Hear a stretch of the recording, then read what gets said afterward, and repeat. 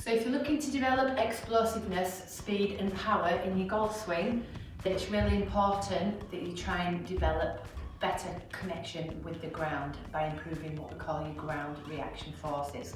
So you can do that by a number of different training protocols such as plyometrics or jump training.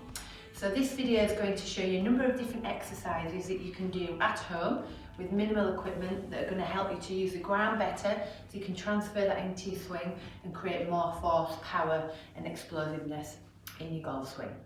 So these exercises are all great for people who are new to plyometrics or jump training, and the first thing that we need to do is we need to teach you how to land appropriately and also try and create some stiffness through the muscles and tendons, okay? That stiffness is then going to allow you to become more elastic, and that's where we create this kind of coil spring and the power and explosiveness. So we're going to start with what we call some altitude landings. You can step on anything that is height. What I would say to begin with, if you're quite new to these, is start at a lower height and then build it to something around about kind of like the 60 centimetre, 24 inch kind of height, okay? So you're going to stand onto your box or your bed or your sofa, okay? And then what you're going to do is you're literally just going to drop off and then catch that landing. You want to kind of land on the balls of your feet, but you don't want to kind of absorb the force too much, and make sure there's kind of a stiffness through the core and through the legs as you just kind of stick that landing, okay? So step onto your box, step off and land, okay? So you see that kind of nice control, not too much knee bend. I'll show you once more. Step off and then land and stick that landing. So start with a lower box, build up the height, okay, and once you've kind of got that control, then you're ready to move on to the next exercise. So once you've developed the ability to land, then we can move on to more jumping exercises where you can actually focus on kind of getting your feet off the ground and then using that landing position as you come back down, okay? So this is a squat jump. I'm going to do body weight to begin with, and that's how I would encourage you to start it. If you want to add weight to it, you can hold a kettlebell kind of in between your legs, or you can take some weight out to the side, or even if you feel like you're ready to progress, you can even put a barbell onto your back if obviously you're in a gym. So okay, so what we're going to do is you're just going to squat down and we're just going to spring up, trying to get as much height as we want. I like to start by just placing your hands onto your hips, okay? So that means that all the force is just being generated through the feet, okay, not just a drive with the arms, okay? So hands onto the hips, just squat down and then drive up and then nice land, okay? What I would try and encourage you to do is try and keep your legs nice and straight as you extend upwards, okay? So try not to tuck the knees up. What we're trying to do is we're trying to get height from the floor by the forces placed into the floor, as opposed to just bringing the knees up, okay? And that's something I see a lot when people start moving on to box jumps, where they will increase the height of the box, but all they are doing is just lifting the knees up into what we call hip flexion, to kind of look as if they're getting that height. So I want you to make sure you're really pushing off that floor, really think about the intention of driving off the balls of the feet into the air, okay? I'll show you again. So squat down, drive, and then catch that landing with that same stiffness that you've been doing on them altitude drops. So once you've got more comfortable kind of driving off of the floor into them squat jumps, then we can start to add what we call a little bit of rotation. So I really like to kind of load into the hip and then drive off, and that's kind of creating this rotational element. As well as loading into the hip, obviously that's really important for kind of creating power and using the legs in the downswing, so it transfers really well across to the golf swing, okay? So what you're going to do is you're just going to stand on 2 feet. I want you to kind of load into the hip, okay? So this would be me being a right-handed golfer, loading into the right hip and then driving forward into like a broad jump. So I want to be facing towards that wall. So there's a little bit of rotation in there, load in and then push and then jump as far as you can and then catch the landing again with stiffness, okay? So I'll show you that again. Wind into the hips and really get it into that glute, into the hip, drive off and then jump as far as you can, and again, nice solid landing.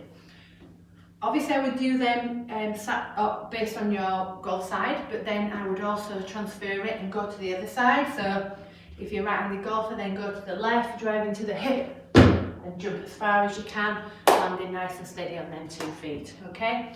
So just work on that rotation and work on trying to get as much distance as you can in that. I'm going to add a little bit of load into this next exercise. I'm just using a weighted medicine ball, but you can use a light dumbbell. So this is a 4 kilogram ball. You can use a light dumbbell around about the same weight, or you could even use a football at home, okay? What we're going to now do is again try and load into the hip, but we're just adding a little bit of weight in the upper body just to create some upper body rotation as well, okay? So what we're going to do is we're just going to jump from side to side. So the jump is really important, but also the landing and the load into the hip. And now we're just progressing onto single legs. It's a little bit more challenging than the double leg exercises that we've just covered, okay? So you're going to hold on to the ball, okay?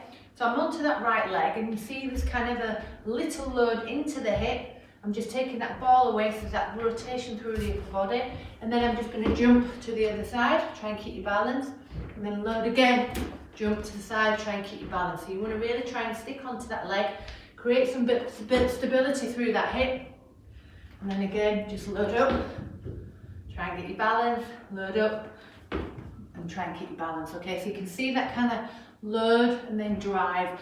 So we're just adding that upper body rotational element and also that stability through the hip. So we're stabilising with land, trying to balance, and then driving out of that hip again. So again, that's really good for lateral force production, which is obviously really prevalent in the golf swing. We want that kind of out of the hip drive and push through in towards that downswing. So as we progress from landings to double legs to single legs and rotation, we then want to try and get a little bit more reactive and a little bit more explosive, and this is more typical of a true plyometric, okay? So it's reacting with the ground and then trying to kind of change the direction as fast as we can. It doesn't look anything like the golf swing, but in terms of loading into the hip and moving the body one way and then exploding as fast as we can the other way, it has a similar kind of effect. It's all about developing what we call the stretch shortening cycle. So for this exercise, I'm going to use a box. You can use anything that's of a little bit of height just to make this a little bit more reactive. You can even just jump from the floor and rebound out of it, so you don't need the box, but it just adds that kind of element of striking the floor and bouncing straight away, okay? So I'm going to stand on whatever you're using at home, okay? And all I'm going to do is land, but then try and jump as fast as I can. So I drop and then jump straight into kind of a broad jump, okay? What we're looking for is as your feet hit the floor, we are looking for that ground contact time to be as minimal as possible. So as soon as your feet hit the floor, we want to be trying to get straight back out of them. Okay, so the feet are touching the floor for a minimal amount of time. I'll just show that one again for you. So we drop off, dive, and then straight out. Again, through the balls of the feet, try to make sure there's not too much knee bend as you're kind of coming into that ground, and spring off as fast as possible. Again, just think about the intention of using that ground to drive off, and again you can measure how far you're jumping. As it's a broad jump, you can kind of measure the distance that you're starting to cover with each jump, and that will just show you how explosive you're getting. It is difficult to judge kind of the contact time on the floor unless you're using any kind of like scientific kind of maths and things, so that's quite difficult, but just using the kind of distance that you're jumping is a good way to measure progress, okay? So try that one again. Like I say, you don't need the box, you can just jump off the floor onto it and just trying to get as reactive and as explosive as you possibly can. So have a go at them exercises. What I would suggest is, if you are quite new to plyometrics or any other form of jump training, is just start with the first exercise, and as you get better at landing and controlling that landing, then you can progress through the other exercises.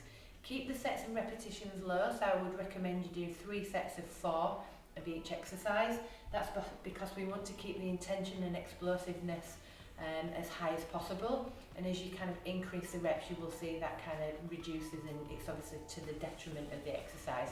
So keep the reps nice and low, trying to get as explosive as possible and progress through each exercise, and what you should find is that you get more explosive, you can generate more force and power from the floor, and hopefully this will result in hitting the ball further once you hit the golf course.